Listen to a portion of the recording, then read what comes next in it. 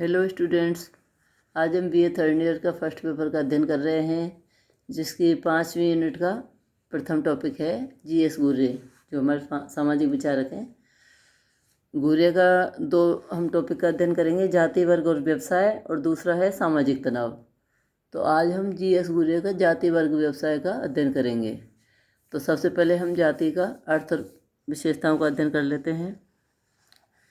जाति का तात्पर्य है, जाति शब्द अंग्रेजी भाषा के कास्ट का हिंदी अनुवाद है।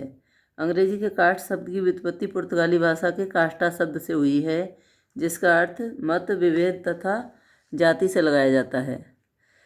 मजूमदार ने जो है मजूमदार और मदान जो हैं, उन्होंने जाति को एक बंद वर्ग बताया है।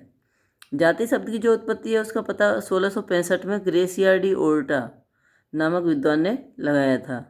उसके बाद फ्रांस के अब्बे डुबोए ने इसका प्रयोग प्रजाति के संदर्भ में किया था, और कुछ विद्वानों ने इसकी परिभाषाएं भी बताई हैं। कूले कहते हैं कि जब एक वर्ग पूर्णतः आनुवंशिकता पर आधारित होता है तो हम उसे जाति कहते हैं।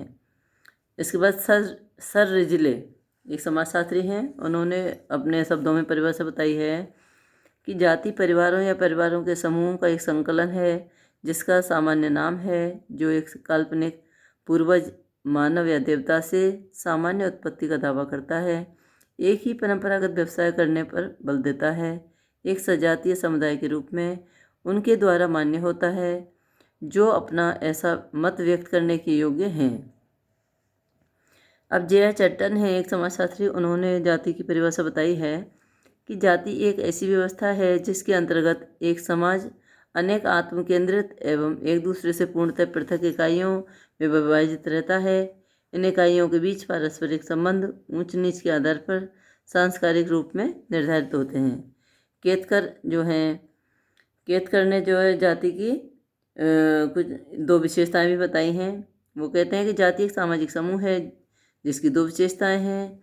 सदस्यता केवल उन व्यक्तियों तक सीमित है जिन्होंने उसी जाति में जन्म लिया हो। इस प्रकार से पैदा हुए व्यक्ति ही इसमें सम्मिलित होते हैं। और दूसरी विशेषता है, सदस्य एक कठोर सामाजिक नियम द्वारा अपने समूह से बाहर विवाह करने से रोक दिए जाते हैं। इसके बाद इरावती कर्वे हैं, उन्होंने जाति को अपने शब्दों में बताया है कि जाति वस्तुतः एक विस्तृत नातेदारी समूह है। इस प्रकार इन परिभाषाओं से स्पष्ट होता है कि जाति एक ऐसा सामाजिक समूह है जिसकी सदस्यता जन्म पर आधारित होती है और जो अपने सदस्यों पर खान पान, विवाह, पेशा और सामाजिक सहवास संबंधी अनेक प्रतिबंध लागू करती है। इसके बाद हम अध्ययन करेंगे कि जाति प्रथा की विशेषताएं कौन कौन सी हैं। तो जीएस गुर्रे ने कुछ विशेषताएं बताई हैं, जिनको हम प्रमुख बिंदुओं के अंतर्गत उल्लेख करेंगे। प्रथम बिंदु है समाज का खंडात्मक विभाजन। दूसरी विशेषता है संस्तरण। तीसरी विशेषता है भोजन तथा सामाजिक सहवास पर प्रतिबंध। चौथी विशेषता है नागरिक एवं धार्मिक निर्योग्यताएं एवं विशेष अधिकार। पांचवी विशेषता है पेशे से के प्रतिबंधित चुनाव का अभाव। छठवीं विशेषता है विवाह संबंधी प्रतिबंध। और इस प्रकार घुर्ये ने इन 5 विशेषताओं को उल्लेख किया है। घुर्ये ने जाति की उत्पत्ति के प्रजाति सिद्धांत और ब्राह्मणों की चतुर्युक्ति के सिद्धांत को भी स्वीकार किया है। आगे चलकर जो है अंतर्जातीय व्यवहार, विभिन्न जातियों पर भोजन से संबंधित प्रतिबंध लागू कर दिए गए। धीरे धीरे व्यवसाय भी वंशानुगत हो गए। ब्राह्मणों ने पुरोहितों के व्यवसाय पर अपना एकाधिकार रखा। इसके बाद हम अध्ययन करेंगे कि अस्पृश्यता और अनुसूचित जो जातियां हैं उनसे संबंधित घुर्ये के क्या विचार हैं। प्रोफेसर घुर्ये ने इस पुस्तक के 9वें अध्याय में अस्पृश्यता और अनुसूचित जातियों पर विचार किया है। वे अनुसूचित जातियों को परिभाषित करते हुए लिख रहे हैं, कहते हैं कि मैं अनुसूचित जातियों की परिभाषा उन समूहों के रूप में करता हूं जिनका नाम एक समय विशेष में लागू अनुसूची आदेश में किया गया हो। प्रोफेसर घुर्ये अस्पृश्यता और अछूत जातियों की उत्पत्ति किस प्रकार हुई, इसका विस्तृत उल्लेख ऐतिहासिक प्रमाणों के साथ किया है। वे अस्पृश्य जातियों की उत्पत्ति के लिए प्रजातीय कारकों, धर्म एवं शुद्धता के विचारों को उत्तरदायी मानते हैं। व्यवसाय ने भी अस्पृश्यता को तय किया है। प्राचीन भारतीय धर्म ग्रंथों में अस्पृश्य जातियों के लिए चांडाल स्वपच, डोम, चमार आदि शब्दों का प्रयोग किया है। घुरिया ने जो है अस्पृश्य जातियां हैं उनसे संबंधित विभिन्न प्रकार के सामाजिक, आर्थिक, धार्मिक, राजनीतिक निषेधों का भी उल्लेख किया है। इसके बाद हम अध्ययन करेंगे व्यवसाय तथा जाति से संबंधित घुरिया के क्या विचार हैं। तो अध्याय 10 में घुरिया ने व्यवसाय और जाति के संबंध को स्पष्ट किया है। क्या जातियां अपना वंशानुगत व्यवसाय कर रही हैं? घुरिया मानते हैं कि जाति अपने उद्गम में व्यावसायिक नहीं है। इतिहास ने भी हमारे सामने ऐसी जातियों के उदाहरण प्रस्तुत किए हैं। और व्यवसायों के भारतीय मूल्यांकन में शारीरिक श्रम की तुलना में अशारीरिक श्रम के कार्य को उच्चतर मानने के भी लक्षण उसी प्रकार विद्यमान था जैसे अमेरिका, इंग्लैंड, पश्चिमी समाजों में था। किंतु इसके अतिरिक्त एक और कारक भी महत्वपूर्ण था, वह शुद्धता और अशुद्धता का, पवित्रता और अपवित्रता का। उच्च जातियाँ पवित्र व्यवसायों को और निम्न जातियाँ, अस्पृश्य जातियाँ जो है अपवित्र कार्यों को करती थीं। व्यवसाय में कृषि को उत्तम, व्यापार को मध्यम और नौकरी को सबसे निम्न माना गया है। किंतु ब्रिटिश शासन में नौकरी का दर्जा ऊंचा उठ गया। इस काल में डॉक्टरी, वकालत, इंजीनियरिंग आदि के नए व्यवसाय भी पनपे जिन्हें उच्च माना गया, किंतु इन्हें सभी जातियों के व्यक्ति कर सकते थे। इस प्रकार व्यवसाय और जाति के संबंध में कभी वंशानुगत तो कभी स्वतंत्र भी देखने को मिलते हैं।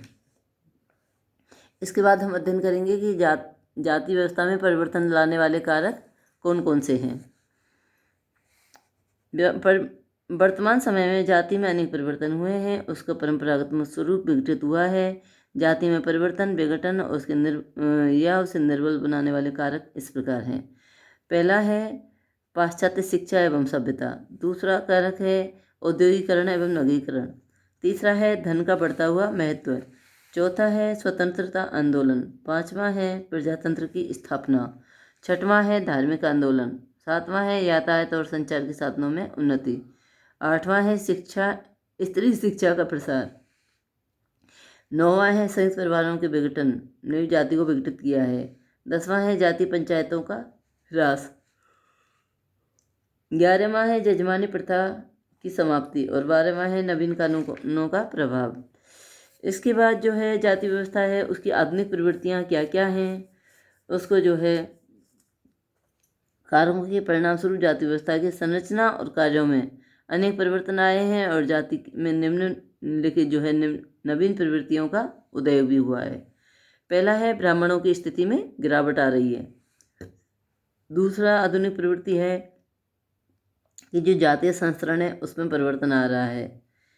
तीसरा है पेशे के चुनाव में भी स्वतंत्रता आ गई है। चौथा है भोजन संबंधी प्रतिबंधों में परिवर्तन आ गए हैं। नेक्स्ट है जन्म के महत्व में कमी आ गई है। नेक्स्ट है छठवां बिंदु, वो ये है कि विवाह संबंधी प्रतिबंधों में परिवर्तन आ रहा है। सातवां अस्पृश्य जातियों के अधिकारों में वृद्धि हुई है। आठवां है जातीय समितियों का निर्माण हुआ है। नौवां है जातियों के बदलते हुए संबंध। वर्तमान में जातियों के परस्पर संबंधों में परिवर्तन आया है। पहले दो जातियों के बीच जजमानी संबंध पाए जाते थे। एक जाति दूसरी जाति को अपने व्यवसाय द्वारा सेवा करती थी। अब जजमानी संबंध टूटे हैं। इसके बाद हम अध्ययन करेंगे क्या जाति वर्ग में परिवर्तित हो रही है वर्तमान समय में। तो जाति व्यवस्था में होने वाले विभिन्न परिवर्तनों को देखकर ये निष्कर्ष निकालते हैं कि भारत में जातियां वर्ग का रूप ले रही हैं। उनका मानना है कि औद्योगिकरण एवं नगरीकरण के प्रभाव के कारण जाति संरचना में परिवर्तन हुए हैं। जन्म का महत्व घटा है। व्यवसाय और जाति के आर्थिक आधारों में परिवर्तन हुआ है।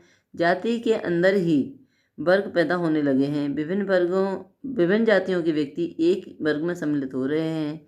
जाति ने अपना जातीय संगठन बनाकर वर्ग की विशेषताएं ग्रहण कर ली हैं। उदाहरण के लिए शहरों में हरिजनों की अपनी ट्रेड यूनियन है जो अपने हितों के लिए उसी प्रकार से संघर्ष करती है जैसे मजदूर वर्ग मालिक वर्ग से। इसके बाद जो है भारत की प्रजातियों पर प्रोफेसर GS घुरिया के कुछ विचार हैं जिनको हम कुछ बिंदुओं के अंतर्गत अध्ययन करेंगे। प्रोफेसर घुरिया ने भारत की जो हिंदू जनसंख्या है उसमें 6 प्रमुख प्रजातीय तत्वों का उल्लेख किया है जो निम्नलिखित हैं। पहला है भारतीय आर्य, जिनको हम इंडो आर्यन कहते हैं। इस प्रजाति से संबंधित लोग पंजाब, राजपूताना तथा संयुक्त प्रांत के भागों में फैले हुए हैं। दूसरा है पूर्व द्रविडियन। इस प्रजाति के तत्व संयुक्त प्रांत की निम्नतर जातियों एवं बिहार की जनसंख्या में पाए जाते हैं। तीसरा है द्रविड़। ये प्रजातीय तत्व दक्षिण के तमिल और मलयाली भाषाभाषी जिलों तक फैले हुए हैं। और चौथा है मंगोल। ये प्रजातीय तत्व हिमालय, नेपाल तथा असम तक फैले हुए हैं। पांचवा है पश्चिमी प्रतिरूप पश्चिमी सीमा से मालाबार के उत्तर, मैसूर,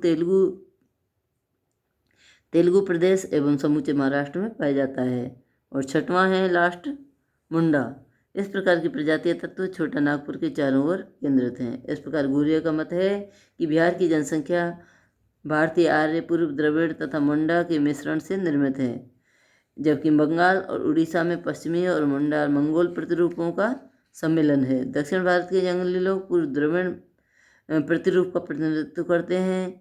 घुरिया कहते हैं कि जिन 6 प्रजातियों का जो तत्वों का जो भारत के संदर्भ में उल्लेख किया है वह उनके वर्गीकरण के समान है। इस प्रकार से हम जो है प्रोफेसर GS घुरिया का जाति, वर्ग और व्यवसाय का अध्ययन कर रहे थे, जिसकी प्रमुख विशेषताओं का और उनके अस्पृश्य और अनुसूचित जाति संबंधी विचारों का, व्यवसाय और जाति संबंधी विचारों का अध्ययन कर रहे थे। और उनके द्वारा जाति व्यवस्था में परिवर्तन लाने वाले कारक और उनकी आधुनिक प्रवृत्तियाँ कौन कौन सी हैं उनका भी अध्ययन किया था। इसके बाद हम अध्ययन करेंगे सेकंड अध्याय का, वो है सामाजिक तनाव।